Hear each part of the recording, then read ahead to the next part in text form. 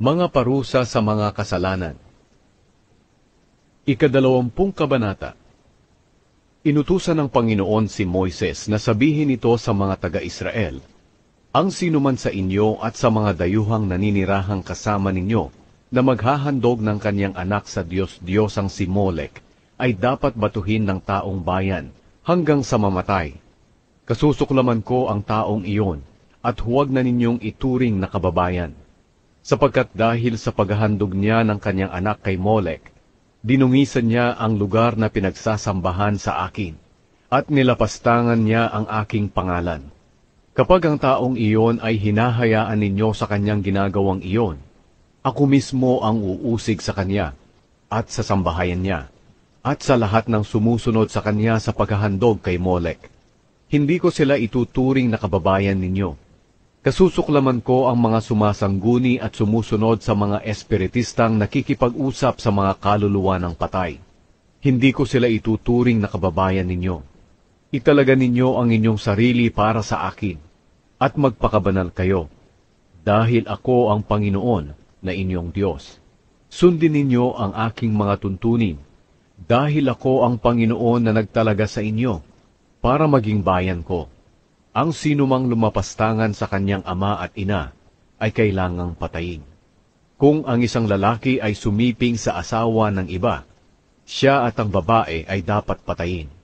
Kung ang isang lalaki ay sumiping sa asawa ng kanyang ama, nilalapastangan niya ang kanyang ama. Kaya siya at ang babae ay dapat patayin. Sila ang responsable sa sinapit nilang kamatayan.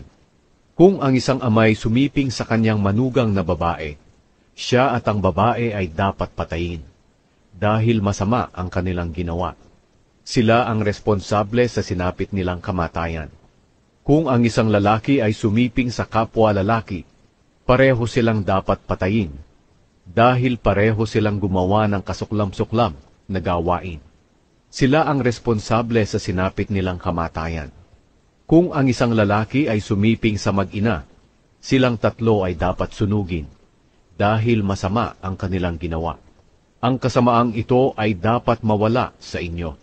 Kung ang isang lalaki o babae ay sumiping sa hayop, dapat siyang patayin, pati na ang hayop. Sila ang responsable sa kanilang kamatayan. Kung ang isang lalaki ay magpakasal sa kapatid niyang babae at sumiping dito, maging ito'y kapatid niya sa ama o sa ina, inilalagay niya ang kanyang kapatid sa kahihiyan, kaya dapat siyang managot.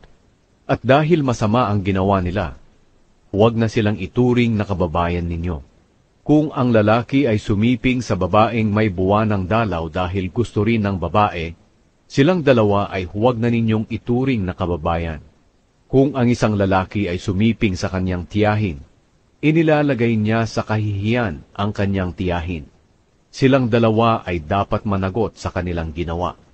Kung ang isang lalaki ay sumiping sa asawa ng kanyang tiyuhin, inilalagay niya ang kanyang tiyuhin sa kahihiyan. Silang dalawa ay dapat managot at mamatay na walang anak. Kung ang isang lalaki ay sumiping sa asawa ng kanyang kapatid, inilalagay niya ang kanyang kapatid sa kahihiyan. At dahil masama ang ginawa nila, mamamatay silang dalawa na walang anak. Sundin ninyo ang lahat ng tuntunin at utos upang hindi kayo paalisin sa lupaing padadalhan ko sa inyo, para roon kayo manirahan. Ang mga taong paaalisin ko sa lupaing iyon ay gumagawa ng mga kasamaang ito, at dahil dooy itinatakwil ko sila. Kaya huwag ninyong gagayahin ang ginagawa nila. At ayon na rin sa aking sinabi sa inyo, magiging inyo ang kanilang lupain. Ibibigay ko sa inyo ang lupaing iyon na maganda at sagana sa ani, para maging pag-aari ninyo. Ako ang Panginoon na inyong Diyos, na humirang sa inyo mula sa mga tao. Dapat ninyong malaman kung aling mga hayop at mga ibon ang malinis o marumi. Huwag ninyong dudungisan ang inyong sarili sa pamamagitan ng pagkain ng mga maruming hayop na ipinagbawal ko. Kayo'y magpakabanal, dahil ako ang Panginoon ay banal. At kayo'y hinirang ko mula sa ibang mga bansa para maging akin. Kung mayroong espiritista sa inyo na nakikipag-usap sa mga kaluluwa ng patay, kailangang batuhin ninyo siya hanggang sa mamatay. Siya ang responsable sa kanyang kamatayan.